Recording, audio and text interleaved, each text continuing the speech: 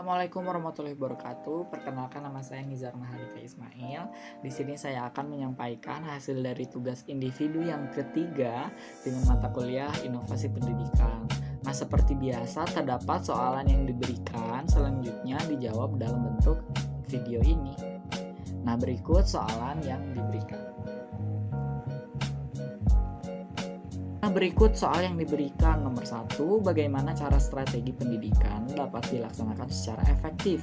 Yang kedua, apa saja hal-hal yang menjadi pertimbangan dalam keberhasilannya penggunaan strategi bujukan?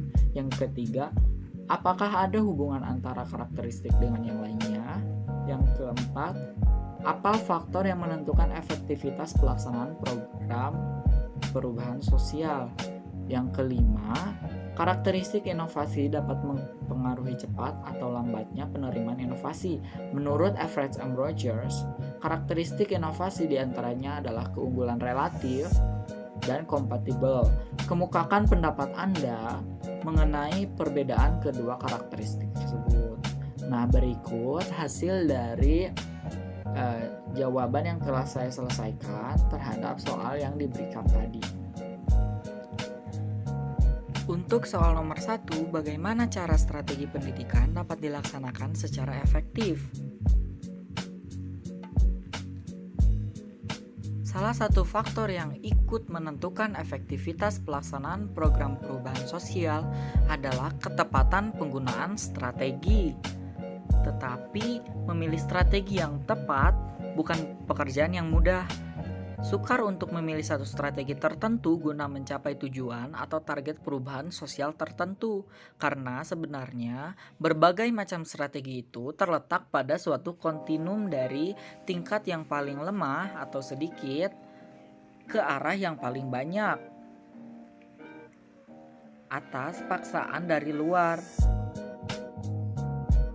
Menurut Zaltman, terdapat 4 strategi dalam perubahan sosial, yaitu strategi fasilitatif, strategi pendidikan, strategi bujukan, dan strategi paksaan. Untuk soal nomor 2, apa saja hal-hal yang menjadi pertimbangan dalam berhasilnya penggunaan strategi bujukan?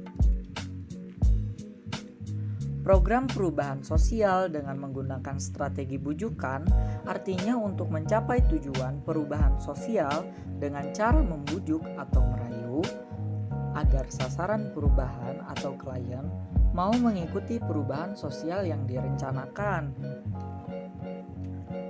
Untuk berhasilnya penggunaan strategi bujukan perlu pertimbangan hal-hal seperti berikut.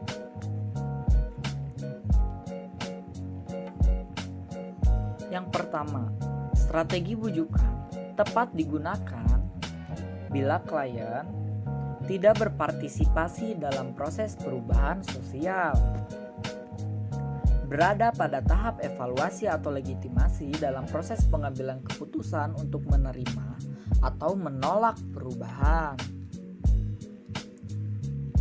diajak untuk mengalokasikan sumber penunjang perubahan dari suatu kegiatan atau program ke kegiatan atau program yang lain.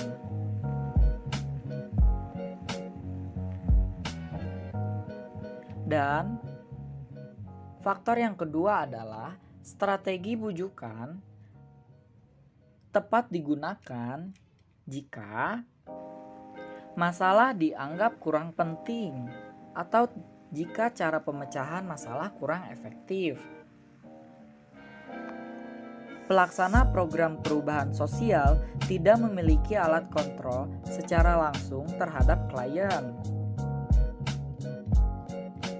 Sebenarnya perubahan sosial sangat bermanfaat, tetapi menganggap mengandung suatu resiko yang dapat menimbulkan perpecahan.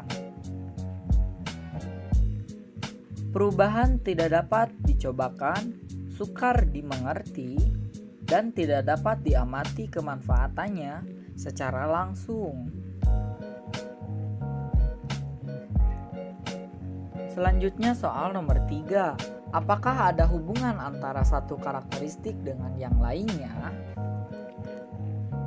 Menurut Everett M. Rogers, mengemukakan karakteristik inovasi dapat dipengaruhi cepat atau lambatnya penerimaan inovasi sebagai berikut. Yang pertama adalah keuntungan relatif, yaitu sejauh mana inovasi dianggap menguntungkan bagi penerimanya.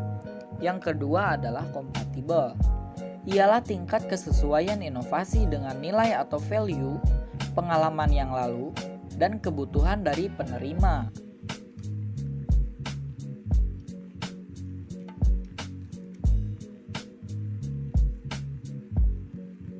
Selanjutnya adalah kompleksitas, ialah tingkat kesukaran untuk memahami dan menggunakan inovasi bagi penerima.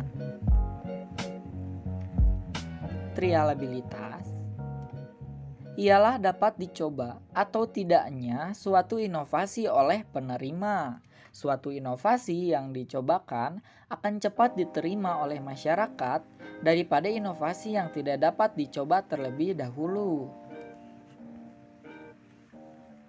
Dan yang kelima adalah dapat diamati, ialah mudah tidaknya diamati suatu hasil inovasi. Suatu inovasi yang hasilnya mudah diamati akan makin cepat diterima oleh masyarakat, dan sebaliknya inovasi yang sukar dimengerti hasilnya akan lama diterima oleh masyarakat. Yang keempat adalah apa faktor yang menentukan efektivitas pelaksanaan program perubahan sosial. Menurut Everett M. Rogers, mengemukakan terdapat 4 strategi perubahan sosial, yaitu strategi fasilitas,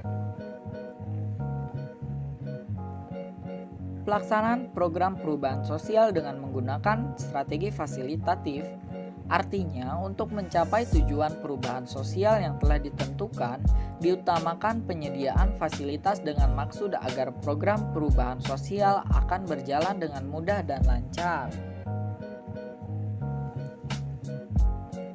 Strategi pendidikan.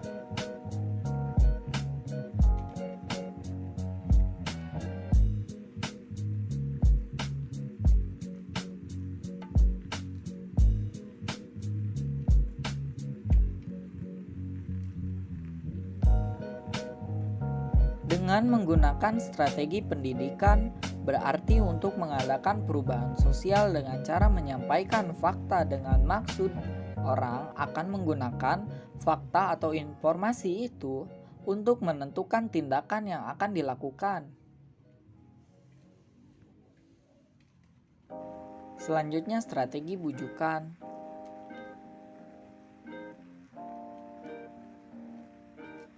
Program perubahan sosial dengan menggunakan strategi bujukan artinya untuk mencapai tujuan perubahan sosial dengan cara membujuk atau merayu agar sasaran perubahan atau klien mau mengikuti perubahan sosial yang direncanakan. Sasaran perubahan diajak untuk mengikuti perubahan dengan cara memberikan alasan, mendorong, atau mengajak untuk mengikuti contoh yang diberikan.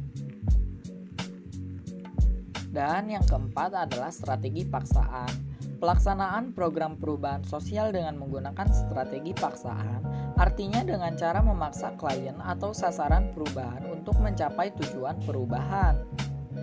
Apa yang dipaksa merupakan bentuk dari hasil target yang diharapkan.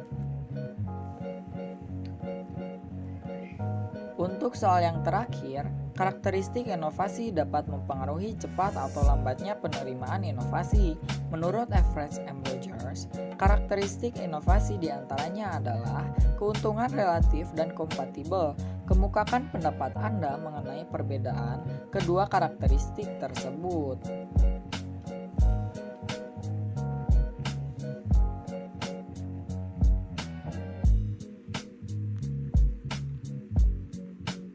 Keuntungan relatif, yaitu sejauh mana inovasi dianggap menguntungkan bagi penerimanya. Tingkat keuntungan atau kemanfaatan suatu inovasi dapat diukur berdasarkan nilai ekonominya, atau mungkin dari faktor status sosial atau gengsi, kesenangan, kepuasan, atau karena mempunyai komponen yang sangat penting, makin menguntungkan bagi penerima, makin cepat tersebarnya inovasi.